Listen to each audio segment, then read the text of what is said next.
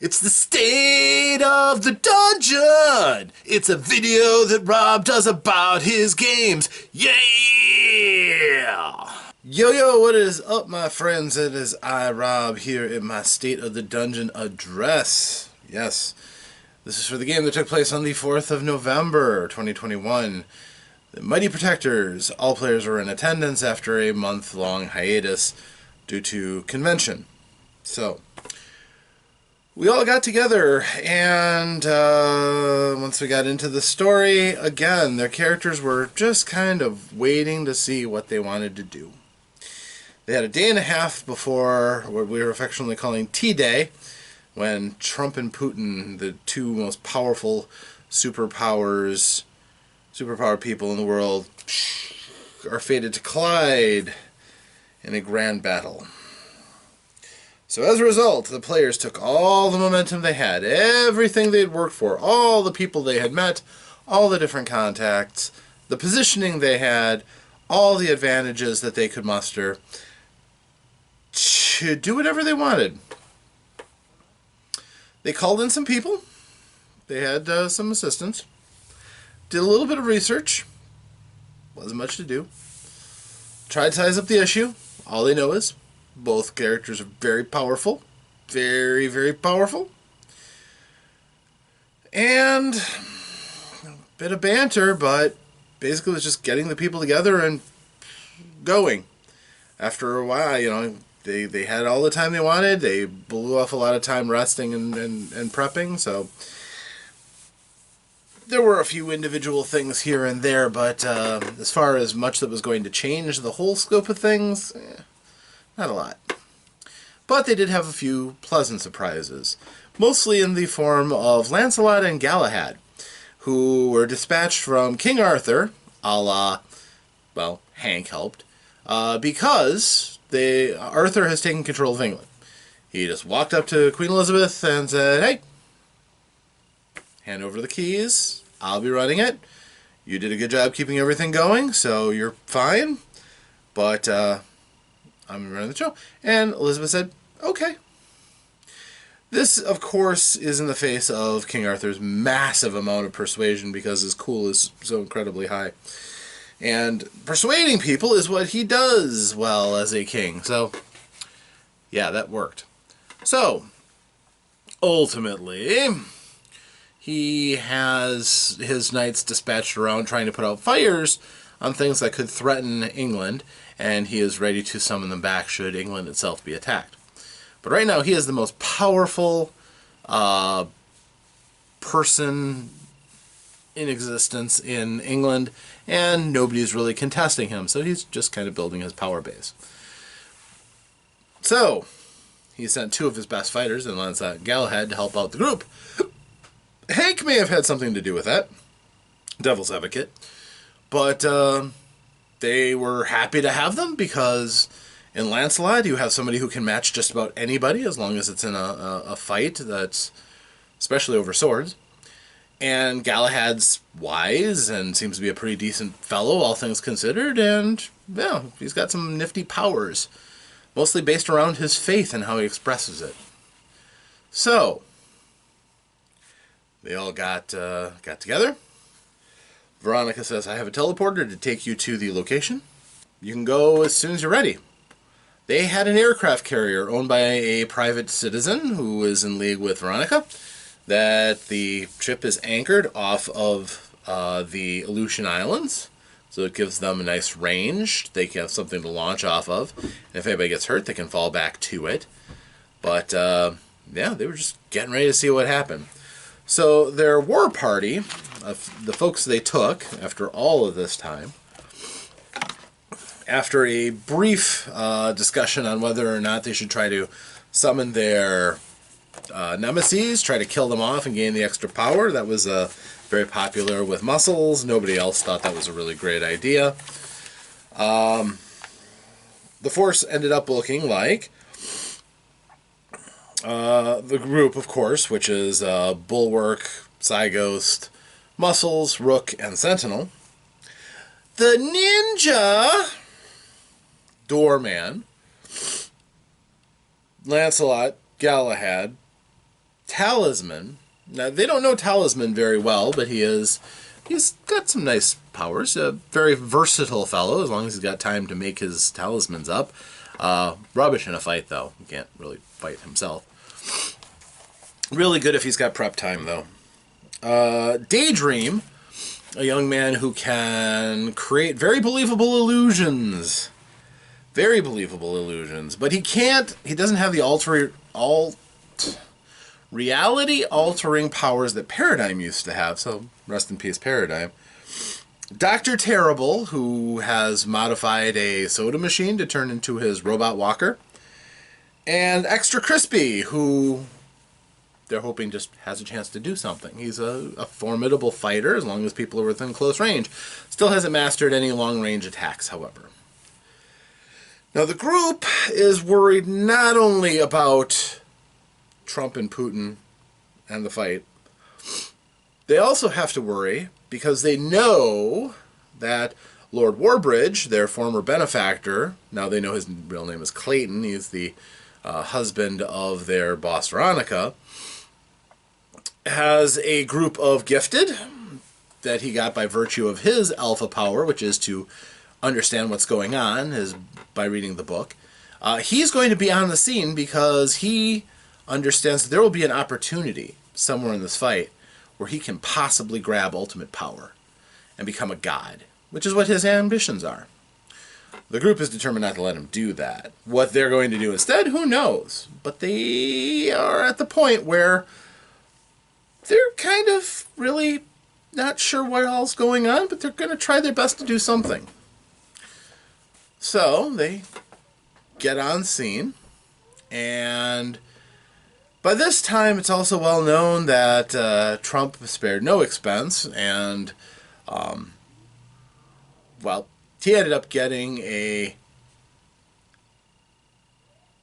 suit of armor for each of his children, and they all flew across country to get into this big fight. Now, power armor, their stuff is kind of like Iron Man, So you got Don Jr., you got Eric, you got Ivanka, and you've got, what's his name? The son-in-law. Can't remember his name. So, as they're sitting there getting ready for everything, it's getting darker, and all of a sudden there's a glow coming from American waters, and the sky turns bright blue, and then red and white stripes go through it, and they can hear patriotic rock music. And a mist is roiling up over the shores of Siberia. And Psyghost is attuned to astral space, and of course, we know that Sentinel has the ability to kind of see ghosts, thanks to an interesting thing he had. And they find out that they can see hundreds of thousands of people on either shore facing off and observing the conflict. It is the spirit of America versus Russia, the Cold War made manifest and brought back to life. So powerful was it a force over the fear of global annihilation that it became very much the myth that is to be played out here over these two. And they were right at ground zero. So, huge, massive media, helicopters and things comes to view it.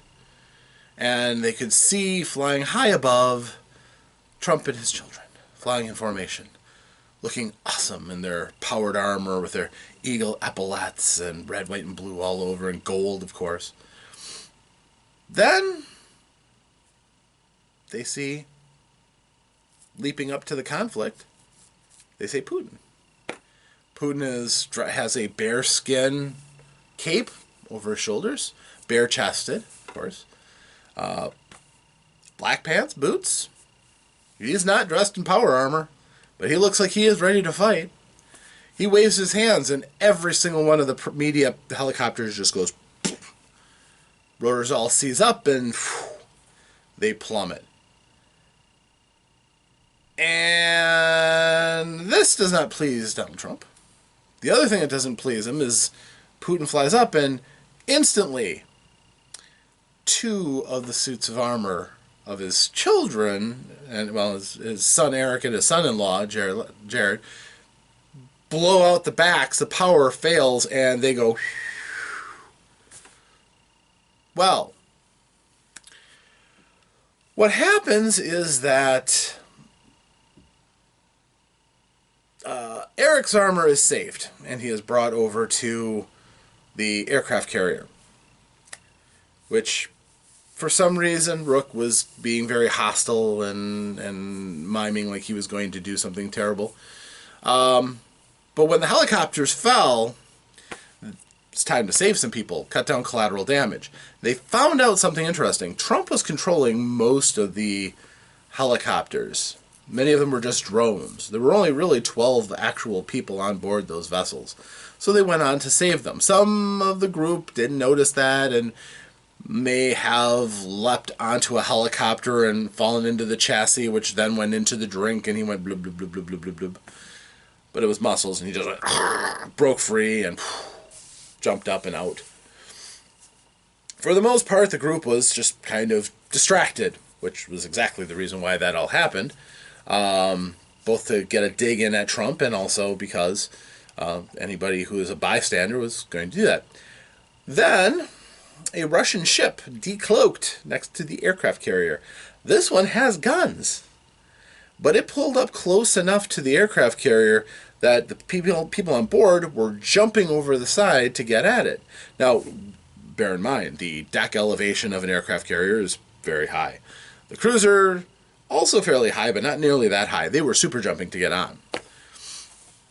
This was, again, most of the party was off the ship, so they were flying around and flying back. At this point, it was Sentinel riding on Sygost's back while his duplicate was inside of his armor on the ship. So he was there to try to hold off the boarders. And of course, most of the people that they had brought with them. Doorman was using his powers to try to save pilots and bring them on board the ship. So he was doing that very effectively, by the way. One of the most effective people at doing rescues like that. Doorman doesn't need a whole lot at this point. He can just pop open doors and have people fall through them to safety. So he was really good. The ninja went invisible amongst the assailants. It turns out this was a team of Russian super agents who were there basically because Putin assumed that Trump was going to have a small army of superheroes, but with his ego, they didn't get that far. He's got his kids in their ridiculously OP power armor. Well, more on that in a second. So Galahad and Lancelot moved up to start engaging the enemy. Lancelot picked up one of my famous 20s and completely missed, despite the fact that he's one of the most incredible fighters in the world. Even they miss every once in a while. Roughly 5% chance. Daydream is hiding at the moment. Dr. Terrible started shooting soda because he came out with his walker. Extra Crispy is locked into a battle because he found out that one of the Russian agents is his nemesis. So he is now in a battle with Frost. They have Iceberg. And they have a nice little battle going on right now. The ninja was getting into the midst. He was going to try to jack anything that he could that was going to weaken the other people. Syghost, of course, badly misses with a 20 and accidentally hits him, which is hilarious. But he just shrugged it off because she didn't hit him very hard. So the fight basically was a matter of Sentinel blasting people off the ship, because he's pretty awesome like that, until he got to the big armor fellow, made out of metal giant. And his name was Colossal. And couldn't really knock him anywhere, but Lancelot came up and tried to whittle him down, and eventually he got launched over to the other side, off the boat. The leader of the group was just a normal-looking guy with two swords. But again, he's an amazing fighter. His name is Cossack. And unfortunately for him, when he jumped over, he got power blasted, or repulsor blasted off the ship. Came back just in time to eat a load of poison quills from one of the other Russian super agents who was blinded by Galahad, one of the visibilities that he can do. And he just fired his quills and accidentally hit his chief. And then he got knocked out by another salvo of offense. So I was not rolling very good for the Keystone Cops that were Putin's superhero wannabes. For the most part, the fight was relatively one-sided. The only one who seemed effective was Frost. She is a ice generator. And she did tag a few people. She did do some damage. But it's a pretty one-sided affair. There's just too much firepower going on around them. And Muscles is doing everything he can just to get in. This time, though, he's going up. He's trying to do something in the fight going on up above. It's going to take him a little bit to get there because his flight isn't all that fast, but he is definitely moving quite quickly up to the fight between Trump and Putin. But what then happened was Putin had vanished. Trump absolutely hit him with his power blast. Putin vanished. He reappeared behind Don Jr. Did something, and Don Jr. fell. And then he started going after Ivanka. Trump tried shooting at him. Putin appeared behind him, and Trump threw him off with a blast from behind. And knocked him back a bit. So now they're facing each other mortally head on. Ivanka is kind of shrinking away. She's not really in this power thing.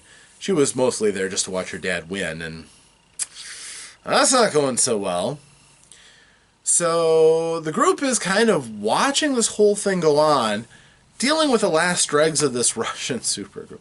And in addition, by the way, there is a fully armed Russian cruiser alongside of their unarmed aircraft carrier.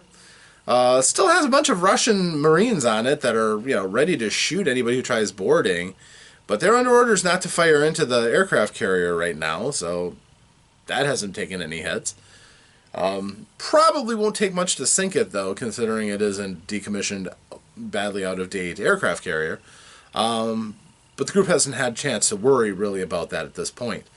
There's a lot that still hangs in the balance. The battle between Trump and Putin is still going on. Muscles is moving up to that. The rest of the fighters are mopping up the last of the Russian super agents. And then, who knows? Clayton and his Alpha team have not made an appearance yet, of which we know at least 2 of them are nemeses of some of the group. They've revealed that Sentinel has a nemesis who is now part of Clayton's group, and we already knew that Muscles' nemesis, the first person to have a nemesis, has actually been conditioned now that he can work with the rest of the team, and he is on also this squad. So, yeah. It's just a matter of waiting for the hammer to fall and seeing exactly what's going to happen when it all does. But that's where we are in another episode of Mighty Protectors. So, if you want to see how this all wraps up, stay tuned. Next session should be a big blow up. So, thank you very much. Hope you've enjoyed it. And until next time, stay safe, play some games, roll some dice, have fun. Farewell.